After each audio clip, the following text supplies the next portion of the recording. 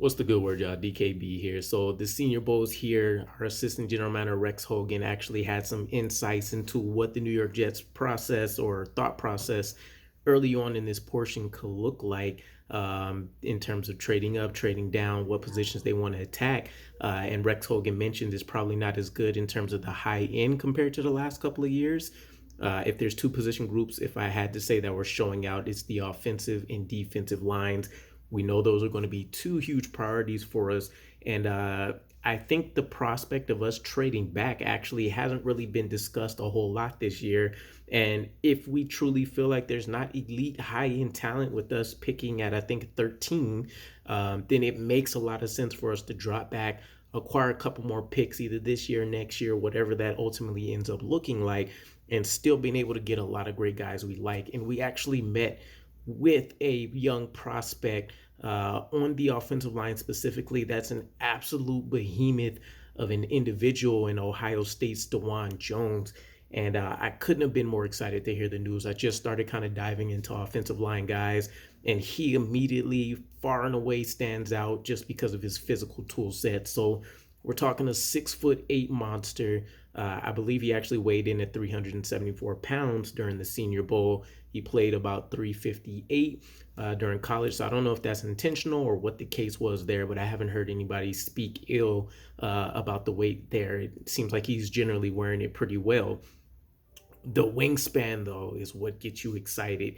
I want to say it was 89 and a half inches they recorded, which was something like the largest wingspan that the Senior Bowl has had since they've been recording over like a period of 64 years or somewhere in that general range. So you're talking about a man that is already going to have the weight to move guys extremely easy. He's going to have the tallness to be able to go out there and go toe to toe with, guys like Eric Armstead that may be moved around as chess pieces. And then you have this wingspan where you can almost knock a man back just by putting them, your arms forward 2 feet. It's crazy. So all of that physical tool set is exciting. You're talking about a guy that, people have still said, according to scouting reports, he's pretty agile for his size. Is he going to go out there and be, dancing and ice skating?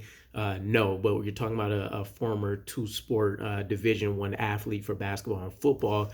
You can see elements of that on tape. Best fit is probably going to be a gap run scheme, so we'll have to see what Nathaniel Hackett and Keith Carter want to put together in terms of running roles and responsibilities for this West Coast offense that we should still be implementing. But he also has a bit of versatility. It's not the most, about 170 snaps at left tackle where he allowed a sack, and then almost 1,500 at right tackle over the last 2 years where he's left 3.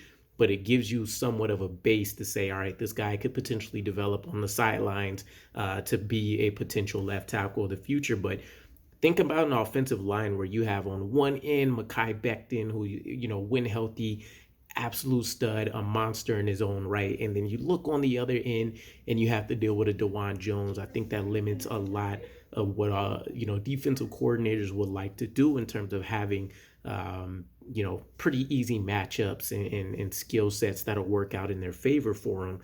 Now, everything isn't smooth, right? He does have a wide base for pass protection, which is a good thing.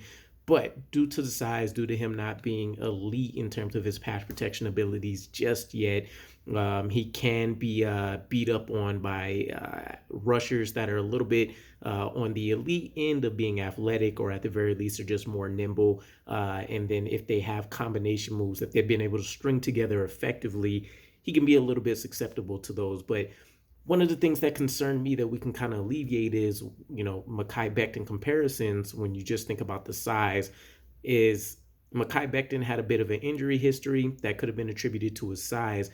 DeJuan Jones hasn't had anything of the case. He's only missed one game during his 4-year career, which is amazing. And again, maybe he dropped some weight like Mekhi Becton does, but imagine adding him to the roster. He also has a guy that is dealing with the same kind of concerns.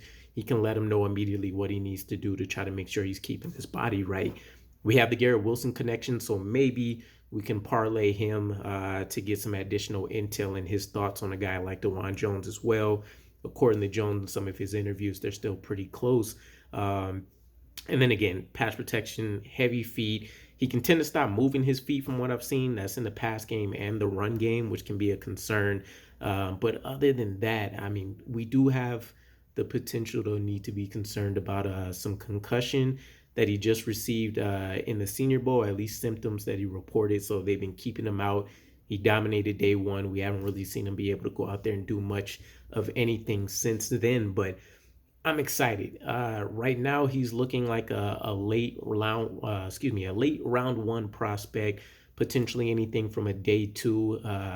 Probably he's not escaping day two. Anywhere from an early to mid pick day two guy.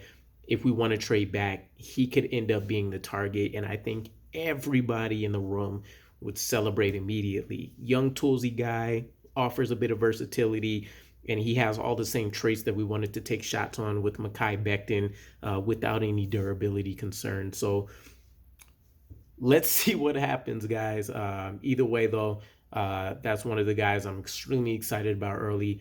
Paris Johnson has been getting a lot of the fanfare early on, but this guy can really sneak up and potentially challenge for a spot as things continue to progress in the offseason. So let me know what your guys' thoughts are on DeJuan Jones, how you feel about potentially trading back and targeting a guy like this, and what your thoughts are about Rex Hogan and his assessment of the Senior Bowl. Other than that, I'll catch you guys again. Peace.